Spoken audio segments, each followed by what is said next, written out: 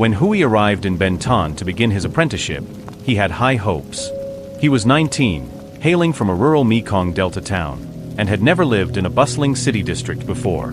But now, a friend of the family had referred him to Lighthouse Auto Services, a modest garage that specialized in fixing vans and trucks. The garage's owner, Mr. Phuc, was an acquaintance who needed an extra set of hands around the workshop.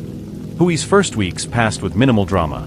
Early mornings filled with a clamor of pneumatic tools, the smell of engine oil, and the fluorescent flicker of overhead lamps in the wide repair bay. As a newbie, his tasks included cleaning parts, organizing tools, and occasionally assisting with minor repairs. He found it both exhausting and exciting. Life in the city was all new stimuli, from the rush of motorbikes outside to the haze of smog that clung to the afternoon sky. One day, Mr. Phuc approached Hui with a proposition. Their night guard had just quit, and they needed someone to stay overnight to keep an eye on the premises. The request came with an offer of extra money each week, an opportunity Hui found hard to refuse. Living costs in the city were steep, and sending savings to his parents in the Delta was important. So Hui agreed, though a hint of reluctance gnawed at him. The old guard's abrupt departure felt ominous. Why had he left so suddenly? Nevertheless, Hui soon found himself sleeping on a small loft perched above the main garage floor, accessible by a steel ladder. From that vantage point, he could see the entire repair bay below. Nights in the garage were eerily quiet, especially after the staff headed home at dusk. Only an occasional hum of traffic outside reminded him the city never truly slept. For the first few evenings, nothing unusual occurred. He'd doze off with a single fluorescent tube left on, a comforting glow in the shadows. The hum of refrigerators from the back office lulled him, and the soft beep of the alarm console by the door signaled everything was locked up. Hui's biggest concern was possible break-ins. He knew the neighborhood was not the safest after midnight. Yet so far, all was calm. Then came the afternoon that changed everything. A 16-seat van used for funerals, essentially a corpse transport vehicle, arrived at Lighthouse Auto Services, its engine sputtering ominously. The driver explained that the van had broken down on the highway while delivering a body to a cemetery outside the city. Now it barely started, necessitating a major overhaul. Mr. Phuc told the driver they could keep it at the garage until Monday, when they'd have enough time to run a thorough diagnostic. Hui stood nearby, eyeing the van curiously. It had tinted windows, a faint smell of incense, and in the interior, he spotted a makeshift wooden table with a small incense holder. Though the coffin was gone, the presence of a funeral van itself felt unsettling. A wave of goosebumps pricked Hui's arms. He shrugged it off. Fear or not, this was just another vehicle in need of repair. Still, something about it made him uneasy. That evening, the staff pulled the van into a spot right beneath the loft. By bedtime, the large boxy silhouette of the 16-seater loomed in the center of the bay, dimly illuminated by the ceiling lamps Hui left on. Hui eyed it from above, noticing the subtle reflection of the overhead lights on its glossy black paint. He felt a creeping sense that the van was watching him, a notion he dismissed as silly. It was, after all, just a vehicle. Around 7 p.m., Hui's co-worker Tang, another young apprentice, dropped by the garage. Tang often visited after hours, sometimes to finish side tasks or catch up with Hui. They were roughly the same age, both from rural backgrounds, forging a quick camaraderie. That night, Tang arrived with the suggestion they go buy a bit of street food and hang out outside the shop for dinner. Over styrofoam boxes of rice and grilled pork, they chatted by the wide rolling door of the garage, the humid city air enveloping them. Their conversation drifted to the new funeral van. Tang teased, "Man, you're sleeping in here next to a ghost bus? You're braver than me. I'd be on edge all night." Hui tried to laugh it off, though a flicker of anxiety curled in his gut. Finishing their meal, they returned inside, pulling down the heavy metal door and securing the lock from within. The overhead lights hummed. The entire space felt claustrophobic, especially with that van at the center. Tang peered at it with a mock grin. "Sure is creepy though, right? Heard that funeral vehicles sometimes carry leftover energies." Hui rolled his eyes. "Stop messing with me, we already have enough weird rumors in this neighborhood." Nevertheless, the two decided to watch some videos on Tang's phone to pass the time. Midnight approached, and Tang eventually yawned, half joking that he'd stay the night. "I'm too tired to drive home," he said with a smirk. "Besides, if the ghost van tries anything, we can handle it together." Hui snorted, but was secretly relieved not to be alone. They climbed the steel ladder to the loft. Mats and thin pillows awaited them. Tang dozed off quickly, half burping from the soda he'd chugged. Hui lay next to him, glimpsing the silent shape of the funeral van below. A wave of exhaustion soon overcame him. 11:56 p.m. Hui startled awake. Tang's soft snores rumbled nearby. For a moment, Hui wasn't sure what had woken him. He peered over the low loft barrier, blinking in the dim overhead lights. Everything looked normal. Then he heard it, a scraping sound, like metal brushing metal, somewhere near the van. It rose from the hush, faint but distinct. Hui's pulse jumped. Might it be a burglar? He nudged Tang, whispering, "Hey, you hear that?" Tang grumbled, half-lidded eyes flicking open. Another scrape echoed. Probably just the van settling, Tang muttered, though he also sat up, brow furrowed. The two crawled to the edge of the loft, gazing down. The van's side panel glimmered. For a heartbeat, it almost seemed like the vehicle shifted. A clang. This time it was louder, like a sliding door being tugged. Hui's adrenaline spiked. He flicked on the small flashlight he kept by his mat. The beam scanned the bay floor. Nobody was visible. The door of the van was firmly shut. No sign of forced entry. The front gate was locked from inside. If any intruder lurked, they'd have had to break in. But nothing suggested that. Tang grabbed a steel wrench lying near the loft's corner. "I'll check it out," he murmured, trying to sound brave. Hui followed, sliding down the ladder with shaky steps. They tiptoed across the concrete floor, hearts pounding. They circled the van. In the beams of the flashlight, the black paint reflected their silhouettes. The side door was closed tight. Tang grabbed the handle and yanked, locked. The windows were tinted, revealing only an interior gloom. Hui exhaled in relief, forcing a laugh. Nothing here. Probably the wind outside rattling something. Yet a faint tingle of dread lingered. Wind? The bay was sealed. They returned to the loft, deciding it might be an odd settling noise. Hui's nerves thrummed, but eventually, he coaxed himself to lie back down. Tang was already half asleep again. The rest of the night passed uneventfully. Come morning, Hui checked around the van's perimeter. No sign of tampering. He shrugged it off. Maybe he'd overreacted. Yet he couldn't shake a sense that something about that van was off. The next afternoon, Mr. Fook told Tang to stay late finishing a separate car repair for a customer. Hui, meanwhile, had tasks to clean up the workshop. So once again, they planned to share the loft after hours. Hui felt relief. He disliked the idea of sleeping alone so near that funeral van, especially after last night's weird noises. By 10 p.m., the rest of the staff had left. The hum of distant traffic outside was steady. Tang tinkered with an engine block under a stand lamp, while Hui swept the floor. They joked about grabbing late snacks, but exhaustion stifled them. Eventually, Tang set aside his tools, muttering they'd resume in the morning. Right at midnight, Hui closed the rolling door. The funeral van still took center stage, its ominous presence inescapable. Tang yawned, rummaging for a leftover snack in his bag. "I can't believe people transport, bodies in that thing," he mused. "I guess it's just a job, but it creeps me out." Hui nodded, recalling the small wooden table with an incense holder he'd glimpsed inside. "I saw that table in there. Probably where they placed the incense for the deceased. But why leave it behind?" Tang shrugged. They might not have had time to remove it. "Anyway, you want to check it out? See if it's as freaky inside as we think." Hui hesitated, a swirl of curiosity and dread. "Sure. I guess."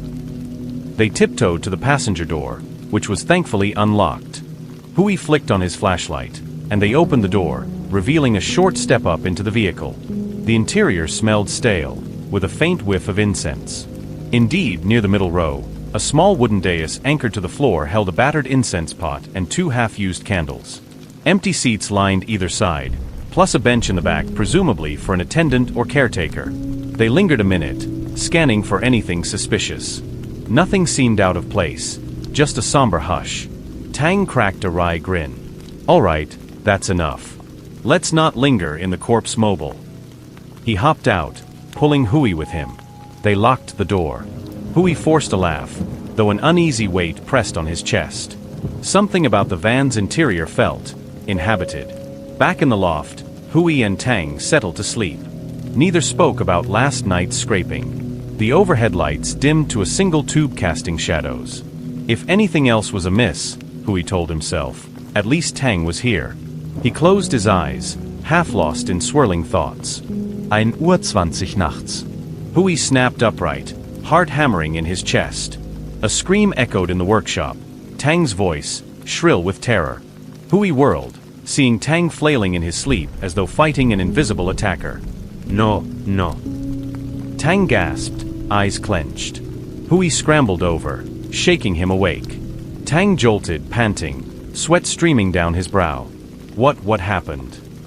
Hui asked, voice trembling. Tang gulped, wide-eyed. I dreamt someone was choking me. I couldn't breathe, felt pinned down. I saw a shape, like it was leaning over me, trying to strangle me. Fear roiled in Hui's stomach.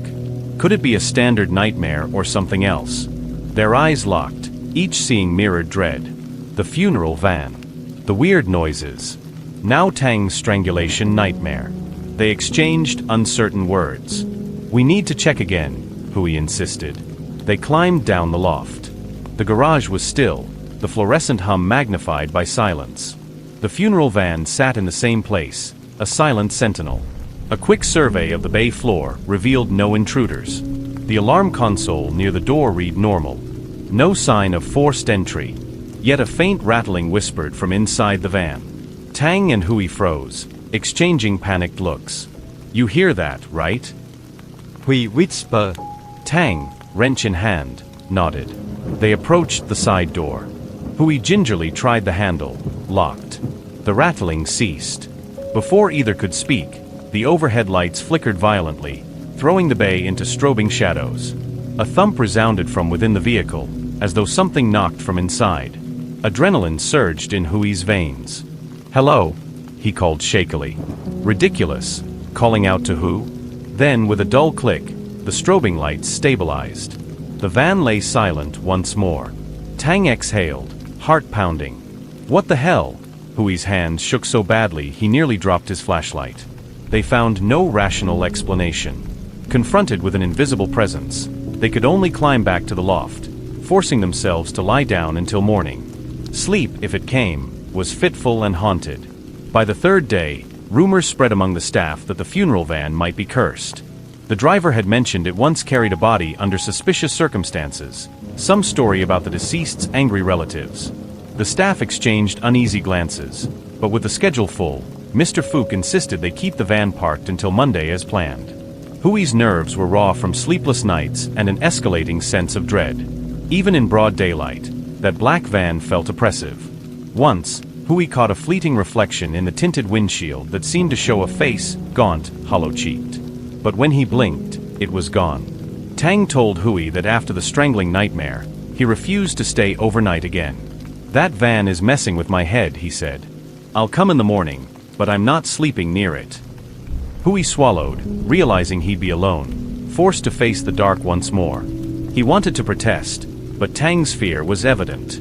So that night, Hui braced himself for the solitary vigil. Before everyone left, Mr. Fook tried to reassure Hui. Relax, it's just an old van. Nothing's going to happen. Don't let your imagination run wild. But Hui read lingering doubt in his boss's eyes. Possibly, Mr. Fook wondered why the old guard had quit abruptly. Night descended. Hui locked up, the overhead lamps illuminating the van's sleek silhouette. He placed his phone and a small crowbar near his makeshift bed. He half-joked about calling the cops if more weird stuff happened. The silence deepened once the city quieted past midnight. 2 Uhr nachts. Hui lay awake, exhaustion warring with fear. Then from below, a muffled thud. Every muscle in his body tensed. Footsteps? Or metal on metal? He forced himself to the loft's edge, shining his flashlight. The van. Its sliding door was slightly ajar. But he'd locked it earlier, right? The door abruptly slid fully open, revealing the interior gloom. Hui's throat constricted. No one was visible, yet the door had definitely opened. He swallowed a scream, scrambling for the crowbar. Down on the bay floor, the van's small overhead lamp inside flickered to life, like someone switched it on. Huey's heart hammered, adrenaline surging. The funeral van was turned off, keys removed. This couldn't happen by itself. Then, softly at first, he heard a rustling from inside the van. Something moving near that wooden incense table, perhaps? Huey tried to muster courage. If a real intruder lurked, he must confront it. Crowbar in hand, he climbed down, each rung shaky under his weight. The overhead lamp inside the van glowed eerily. The door stood wide open, seats partially visible. The rustling paused, replaced by a sense of someone waiting just out of sight. Huey's flashlight beam trembled on the door's threshold. "Who's there?" he croaked. No reply. He forced himself to peer inside. The seats looked empty, until a flicker of movement behind the last row. Suddenly, the overhead lamp blinked out, plunging the van interior into darkness. Huey Stumling bắt quát. When he righted his flashlight, the door was now slamming shut, squeaking on its rails. He lunged too late. The lock clicked. The van stood sealed. No sign of an intruder fleeing. Panting, Huey realized he was alone, no culprit. A wave of nausea hit him. Something inside that van had forcibly opened and closed the door, toying with him. The entire workshop reeked of tension.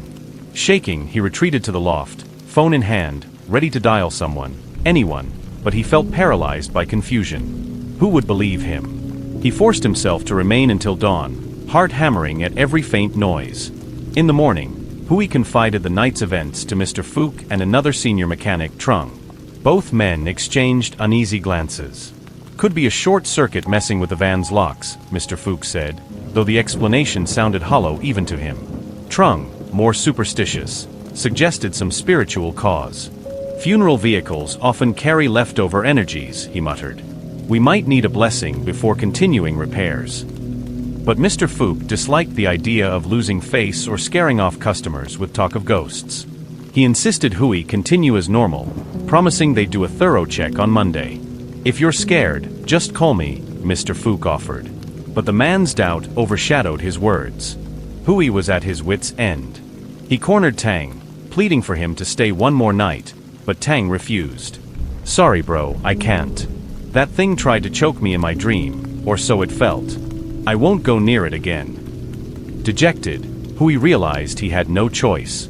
Either he kept watch or lost the job. The extra money was too important. That afternoon, as if to compound Huey's anxiety, the funeral van's driver visited. He asked if they could expedite the repair.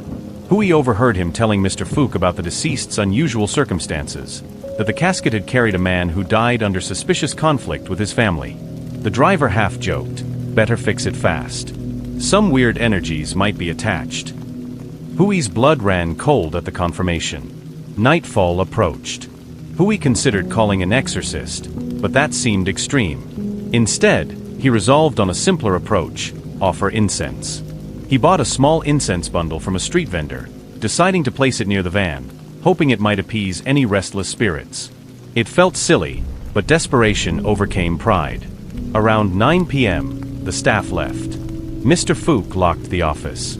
Huey remained behind, incense in hand, a single lighter. The overhead lamps hummed. The van glinted menacingly. Gulping, Huey approached the front bumper. If there is any spirit here, he murmured, voice quavering, I mean no harm. Please rest. He lit 3 sticks, placing them in a small metal tray on the floor. The smoke curled gently upward. He stood there, feeling foolish yet oddly hopeful. The acrid smell of burning incense enveloped him. For a moment, the garage felt calmer. Perhaps the gesture would suffice. He retreated to the loft, leaving the sticks to burn out.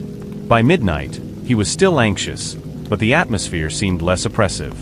Then, around 1 a.m., a clang jerked him awake. Huey jumped up, peering down. The incense tray had been kicked aside, scattered ashes across the floor. The van's side door hung open again. A wave of dread punched him in the gut. It was as if the spirit had rejected his offering. Suddenly, from the loft vantage, he glimpsed a silhouette within the van. A pale figure moved between the seats, visible for barely a second. Huey's mind reeled. He was sure he saw a human shape. Heart in his throat, he whispered a trembling hello. But the figure slipped out of sight. The overhead lights flickered. The silhouette reappeared at the open door, stepping partially into the garage's lamplight. Hui saw the outline of a tall, gaunt man wearing a funeral shroud or something akin to it, face obscured by shadow. Then it turned, and two faint pinpoints of light glowed where eyes should be. Hui's blood turned to ice. This was no living intruder. A strangled sound escaped Hui's throat. The figure vanished back into the van. The door slammed shut with violent force, echoing across the bay. The overhead lamp stabilized, revealing the van alone, door sealed. Hui collapsed onto his mat, body trembling uncontrollably. He gripped his phone, wanting to call for help, but who would rescue him from a ghost? Saturday arrived, the second to last day before the big Monday check. Hui was at the brink of panic. He told Mr. Fook everything, describing the gaunt figure inside the van. The boss's face paled, though he tried maintaining composure. We'll push the repairs up to tomorrow, even though it's Sunday. I'll get a couple of guys to come in so we can figure out the engine fix. Then the driver can tow it away if needed, Mr. Fook declared. One more night, Hui. Just endure one more night. Hui felt relief at the prospect of the van leaving soon. He spent the day cleaning around it, checking for mechanical issues. No mechanical reason emerged for the door's spontaneous opening. Meanwhile, Tang, who only arrived midday, refused to come anywhere near the van. I'll help with other tasks, but not that thing, he muttered. Hui couldn't blame him. Evening fell. The staff left with hasty goodbyes, tension thick in the air. Hui stood alone in the bay, the funeral van still in place. He swallowed, imagining that ominous figure from last night. He set a plan. If anything too terrifying happened, he'd flee the building, lock it behind him, and wait for dawn outside. The job be damned. Midnight came, and Hui half-dozed in the loft. The overhead lamps were dimmed to a single fluorescent strip. The hum of the city outside had died down. The hush was absolute. Time stretched. He drifted, adrenaline seeping away. 1:30 nachts. A scraping from below jolted him awake. He braced, dread pooling. The scraping turned to a metallic squeak. Slowly, Hui peered over the loft's edge. The front door was sliding open. Again. He stifled a whimper. Enough was enough. He grabbed his phone, stealthily creeping down the ladder. If the spirit manifested, he'd bolt for the exit. But as he reached the floor, the single overhead lamp flickered violently. The van's door yawned wide. The interior overhead lamp blinked on, casting an eerie glow across the seats and that small wooden incense table. Then, with a soft shuffle, the figure emerged. Hui froze mid-step. The entity was tall, draped in ragged cloth, face half masked by shadow. Where its skin showed, it seemed ashen, decayed. It glided from the van onto the garage floor, stooped posture reminiscent of a broken marionette. Hui's mind screamed for him to run, but his limbs locked. The figure raised its head, revealing hollow eye sockets that flickered with faint luminescence. A low moan escaped its lips, resonating with sorrow or rage. Then it advanced, each step gliding across the concrete without a sound. Hui summoned every shred of will to speak. What do you want? His voice trembled. The spirit paused, head tilting, as though perplexed by the question. Then it rasped a whisper, inaudible but full of yearning. In that moment, Hui sensed a wave of cold air swirl around him, pressing down on his chest. The spirit's aura was suffocating, like being underwater. He felt tears prick his eyes from fear, or some intangible sadness emanating from it. The black funeral van loomed behind the entity, forming a backdrop of silent menace. Desperate, Hui brandished the small crowbar. A foolish gesture, but all he had. The spirit's gaze flicked downward at the tool, then back up to Hui's face. It let out a wet, rattling breath that might have been laughter. Hui's stomach churned. Then, as if spurred by an internal impulse, the spirit lunged forward. Hui yelped, stumbling backward. The overhead lamp flickered, and the world stuttered in half-darkness. For an instant, the entity's face was inches from his, jaw opening in a silent wail. The stench of decay assaulted Hui's senses. He collapsed to the floor, dropping the crowbar. Time slowed. The entity reached a twisted arm toward Hui's throat. Terror hammered in Hui's mind. He shut his eyes, bracing for the grip. But nothing touched him. Instead, a monstrous hiss reverberated, as though the spirit was repelled by an invisible barrier. Hui forced his eyes open. The spirit recoiled, arms flailing, contorting in agony. Why? Hui realized the phone in his pocket had begun to ring. The screen glowed with an incoming call from Mr. Fook. The spirit reeled, retreating several steps, keening in dismay at the bright phone light. In a flurry of movement, it whirled, diving into the van's interior. The door slammed shut, leaving Hui panting on the floor, phone still ringing. Adrenaline spiked. He pressed answer. "Yes, boss." Mr. Fook's voice crackled with concern. "Hui, I had a strange feeling. Are you okay?" Hui choked back tears. "No, sir, this van, there's a ghost or something." Over the line, Mr. Fook cursed quietly. "Hold tight, I'll come get you. I can't have you staying alone.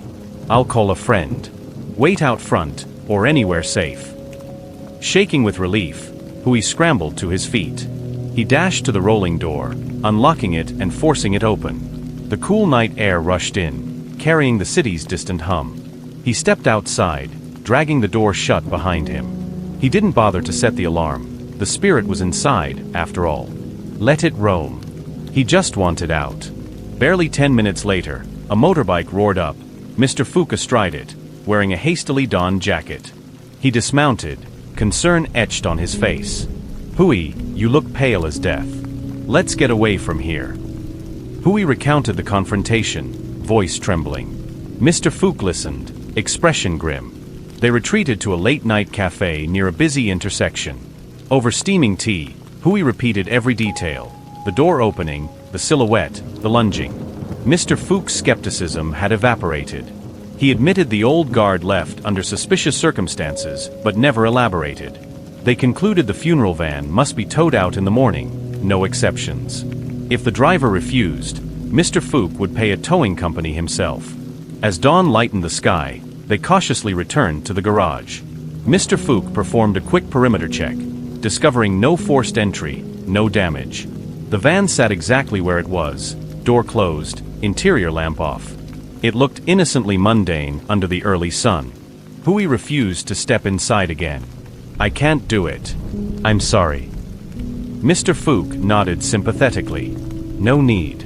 Let's keep it locked until we can get rid of it." Within a few hours, a tow truck arrived, courtesy of Mr. Fook's frantic calls. The driver found the keys in Mr. Fook's office. They loaded the funeral van with minimal fuss, hooking it up and rolling it out. Hui watched from a distance, heart hammering. As the truck pulled away, the tinted windows caught the morning sun, flaring with a momentary gleam. Hui almost thought he glimpsed a figure in the back seat, but it might have been a reflection. He exhaled, relief coursing. The van was gone. Let it be someone else's curse now. He hoped never to see it again. In the days that followed, the garage resumed normalcy. Hui, with Mr. Fook's blessing, no longer slept on the premises. A new security guard was hired from a reputable company. Word spread among the staff about the haunted funeral van, some treating it as a joke, others half believing. Tang apologized for abandoning Hui that final night, but Hui understood. Both were just kids, out of their depth with supernatural terrors. They bonded over the relief that the ordeal was done.